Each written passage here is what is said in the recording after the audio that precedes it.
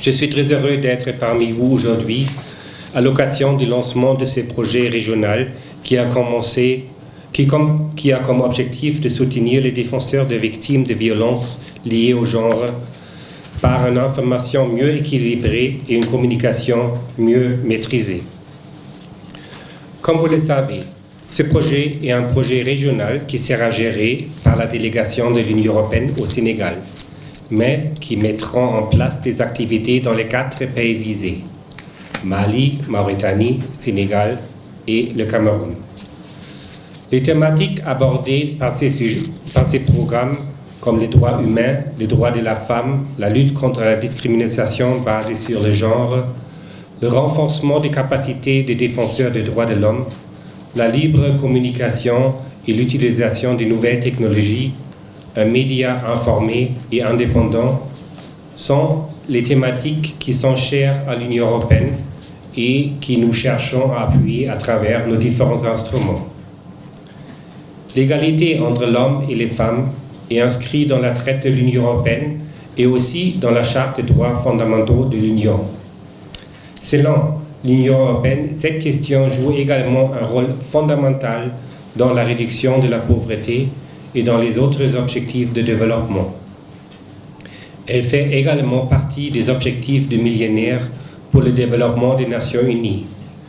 C'est pourquoi l'Union européenne fait de la promotion de l'égalité entre les hommes et les femmes dans les politiques extérieures l'une de ses priorités.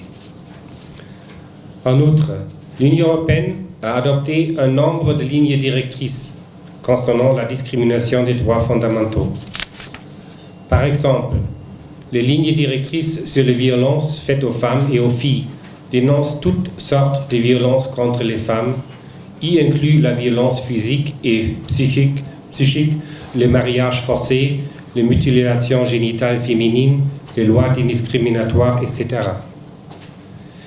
Les lignes directrices font aussi les thématiques liées au projet PANOS, une priorité pour l'Union européenne comme la collection et la diffusion des data sur les violations, la prévention de la violence et le renforcement des capacités des organisations de la société civile. Les lignes directrices de l'Union européenne sur les défenseurs des droits de l'homme identifiaient le rôle que l'Union européenne devrait jouer, entre autres, dans la facilitation des établissements des réseaux internationaux et régionaux des défenseurs des droits de l'homme. Les dernières lignes directrices adoptées l'année dernière cherchent aussi à garantir que les droits fondamentaux sont respectés indépendamment de l'orientation sexuelle et que la discrimination de la violence basée sur le genre soit éradiquée. Dans la stratégie des droits de l'homme pour le Cameroun, l'Union européenne définit un nombre de domaines prioritaires. La lutte contre la torture, la justice populaire, le droit à un procès équitable et les conditions des détenus humains, mais aussi la protection des défenseurs des droits de l'homme, les droits des minorités et des femmes. L'approche genre est transversale. Dans la majorité des programmes et projets financés par l'Union européenne au Cameroun, aussi bien à travers des fonds européens de développement qui à travers des instruments thématiques. De plus, certains projets financés par l'Instrument européen de démocratie et des droits de l'homme, mis en œuvre par les organisations de la société civile, ciblent spécifiquement le respect des droits des personnes stigmatisées, la traite des êtres humains, l'exploitation sexuelle, etc.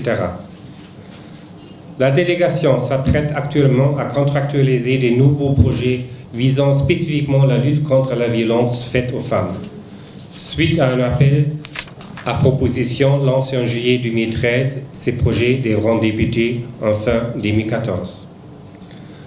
En outre, l'Union européenne a appuyé un nombre de projets qui incluent des composants de formation de journalistes pour leur permettre une meilleure connaissance des droits de l'homme ainsi que de leur inciter à prendre conscience de leur responsabilité sociale d'un reportage objectif et Madame la représentante de la ministre de la Femme, Madame la directrice de l'Institut PANOS, Madame la représentante Mesdames les représentants des organisations partenaires, chers invités.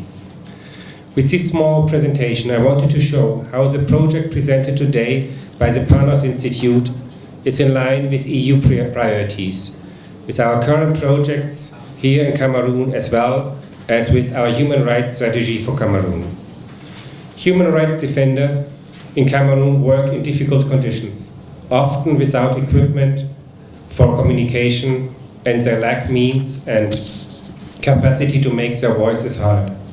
Unfortunately, they often work in isolation, without efficient coordination of their activities with other human rights defenders or other organizations in the same area.